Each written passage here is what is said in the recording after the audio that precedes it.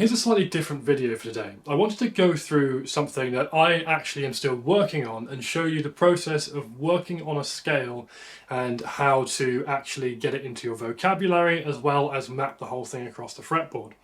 So one of the things I don't like doing often is learning all these scales in boxes and then never really exploring what the boxes are actually for and how they all fit together. It's a big mistake for a lot of people. They might take something like a minor scale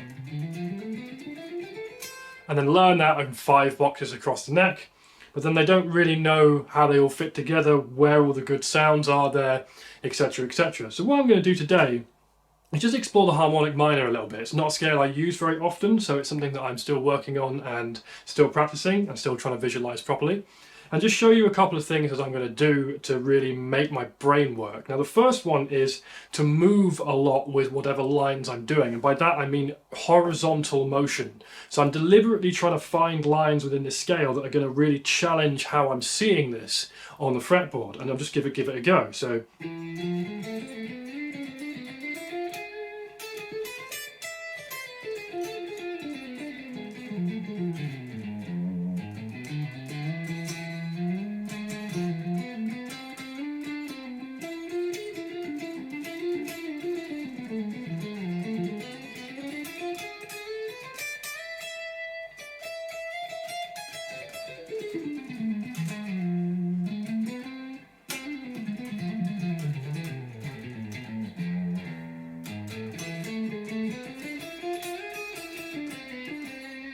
hopefully you get the idea there that what I'm trying to do is really move a lot. And there's a couple of times there I had a bit of a brain freeze moment and it took me maybe half a second or so to work out where I was.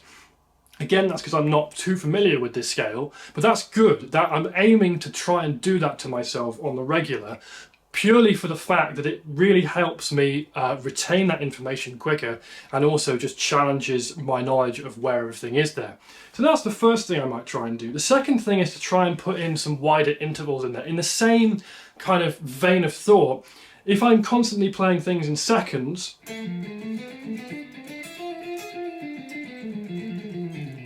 or more generally just to the adjacent note, that's going to really just limit my vocabulary into that zone. Not necessarily something I want to do. So what I'm going to do instead now is try and just find some ideas that work in wider intervals and that require me again to see the shapes differently and really challenge what I'm doing here.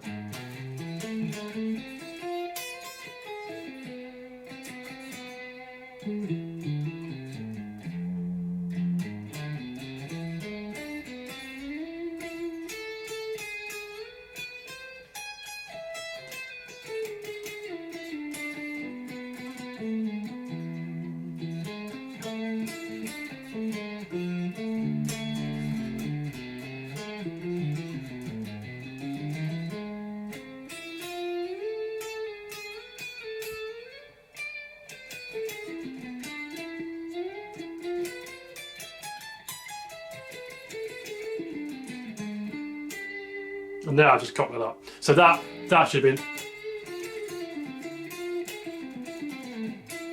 etc. That's what I was trying to aim for, but again, I don't know the scale really inside out yet. So you can see I'm still making mistakes with it.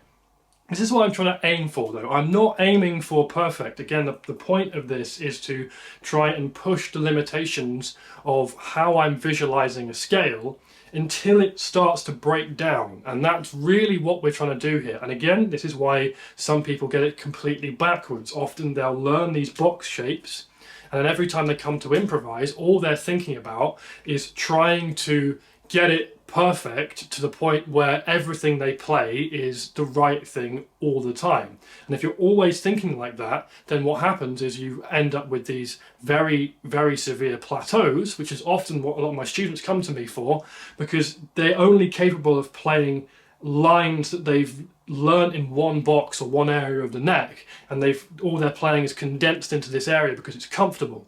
Now, instead of being comfortable, we want to deliberately try and make the practices as uncomfortable as possible. If I'm trying to pick things that are really going to challenge me, that's a really good way of doing it. The third way is just to try and speed things up. So again, if you're comfortable doing this, if I try now to play some lines that are a little bit faster,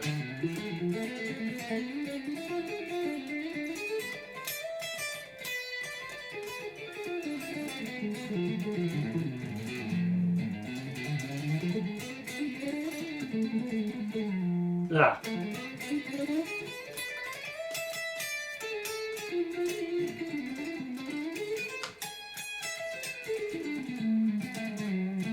So I'm struggling here on that. This is the bit that I'm. This is the bit I can't see very well.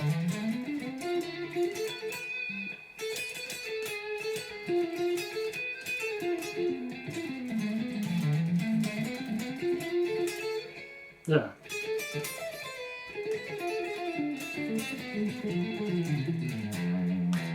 So yeah, again, what's happening here, which is really interesting from my own perspective, is I found something that I'm not very good at, and that's here. This is the bit that I'm kind of struggling with within this, all these scale diagrams for this scale, and therefore, as opposed to just avoiding it and playing everything comfortable, what I'm probably going to do now is just go away and spend a bunch of time there on the neck and really try and make sure that's a connected part of the rest of this whole scale. Once I've done that, then I'm going to get rid of these weaknesses within this, and hopefully when it comes to play things in the Phrygian dominant mode, or using your harmonic minor in various other contexts, I'm going to be much more comfortable with it. So again, hopefully this gives you an idea of when you're learning scales, the boxes are the first entry level bit. They are the foundation of the whole thing, and they are very important, but the goal is to put them all together. The goal is to test it to the point where it's completely unbreakable and that there is no way I can make any mistakes in this because it's so fluid. And that's the extra level of which most people don't do the work to get to, and that's what I think is really important, and what I do a lot of teaching on those concepts to get people towards. Let me know if you found this interesting, and I will do another one soon.